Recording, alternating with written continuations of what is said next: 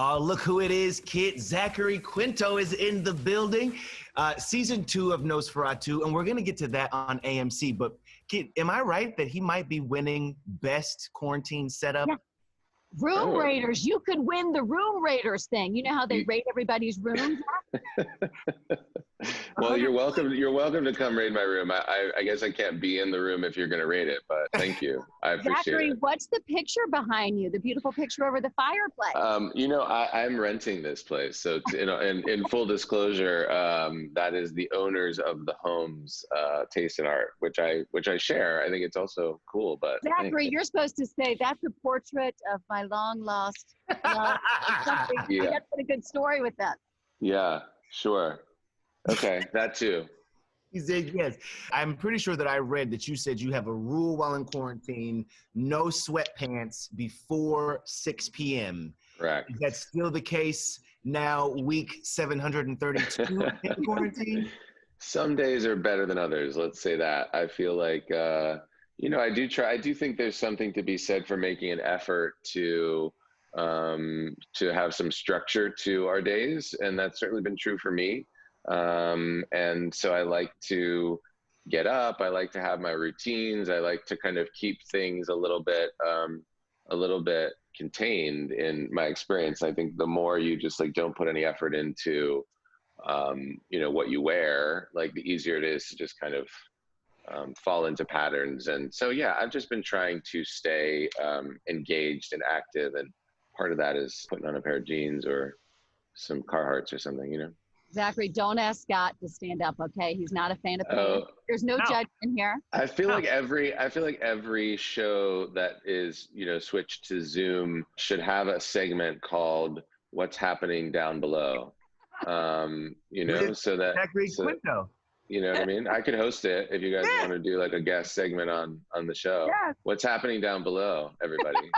I like it. And Zachary, how is River, your dog, loving having you home? I mean, Okay, first of all, I found River on the street in Los Angeles when I was out here on a trip in January. So he was 3 months old at the time, and literally walking down the street, I couldn't believe it. I wasn't in the market for a new dog. I wasn't thinking I was going to get a new dog. But the minute I laid eyes on him, I was like, oh, that's my dog. He had no collar, no tags, no microchip. It was wow. So we went back to New York, but then the quarantine happened. So, normally part of training a dog is leaving them alone for a time, getting them used to their own experience without you. But it was immediately we spent every single day together 24 hours a day. And he's a real angel, a big angel. He's now almost 65 pounds. And he just left the other day to go to boot camp. Oh, so he's gone for a month. He's going to school. He's going to summer camp, and I am beside myself now. I'm literally. I mean, I have Skunk. I have the little guy.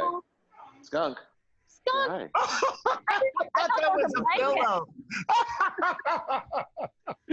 So I still have him.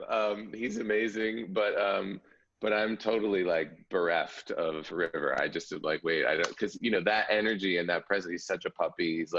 He's a German Shepherd mix. I can't go from one room to another without him following me there. And so now to not have the little pitter patter of his paws around the house feels really weird, but I think it'll be great when he comes back.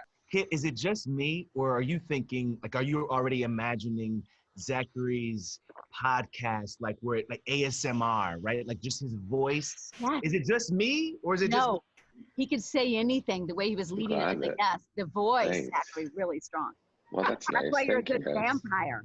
Thank you. That has something to do with it. I don't know what else has to do with it, but we'll start with the voice, and then we'll go from there. Season 2, though, I mean, I can imagine that this is the kind of show where you really get to have some fun. Yeah. Right? It's a huge part of the reason why I signed on to the show in the first place was the opportunity to transform and lose myself in the physicality. The makeup and hair is an incredible part of the process. We luckily finished shooting the second season right before quarantine, right before things got kind of bad.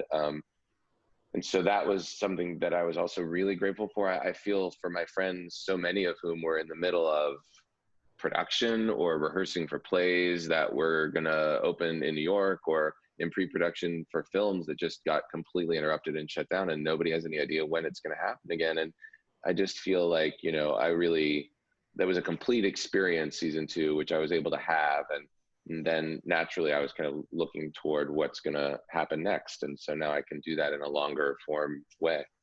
And we're so excited that Heroes is going to be on Peacock. How about that? You're going to have a whole new set of fans. What do you remember about your first time on set on Heroes? Was there a moment when you knew that everybody was falling in love with your character? Whole new generation of fans coming to the Get table ready. now. My kids will be one of them. You know, my memories of that was like the first big, everything changed with Heroes for me, and I think for, you know, a lot of us. So my memories were just feeling so overwhelmed. It worked out though. People were really into that. So I'm grateful, and I'm happy that it's going to be out there again. Brother, you're doing some pretty amazing work with the Children's Museum in Pittsburgh. Yeah, I mean, I grew up there and I spent a lot of time at that museum. This initiative is to get kids and their families to write letters to the museum expressing their thoughts and their feelings about everything that's going on in the world right now. And I just think it's an incredible opportunity. You know, I don't have kids of my own yet. You know, I think everything that's happening in the world right now, and the way that all of us are looking at how we relate to one another, how we treat one another, and the systems that have been in place for so long that have reinforced those dynamics, you know, as we're beginning to dismantle them and step up to our own participation in them, I think that children and the awareness that we cultivate in our children, whether they're our own children or our godchildren or our you know, friends' kids, like how we talk about things and what we read to our children, what we show to our children, and how we engage them is so important. And it is certainly the foundation of this movement and where this movement will go, because this is not gonna happen overnight. You know, these victories that will come are only going to come over time and with the investment of generations. And I think that that's what we've seen in many different ways and in many different movements that have come before us. And so we need to stand up and bring our kids with us, whether they're our own or the kids that we love in our lives. And so I was really happy to be a part of that. And I thought that the initiative that they're launching is a meaningful one and an impactful one, and one that I hope sort of helps give kids a voice and allows them to know that their voices are important. You're our hero, Zachary. Wait, before we go, Scott, I know we got to wrap up, but do you have total brow envy? Zachary's brows are so strong.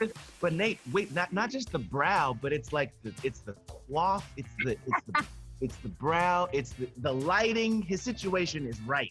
Brow, you're everything. It's great to see you. Thanks for having me. I appreciate it. Thanks, Zachary. Well, have a great day. You too. Kid, who doesn't love Zachary Quinto? Fantastic. And if you want to see more of him in Nosferatu, you can do that Sunday nights at 10 p.m. on AMC.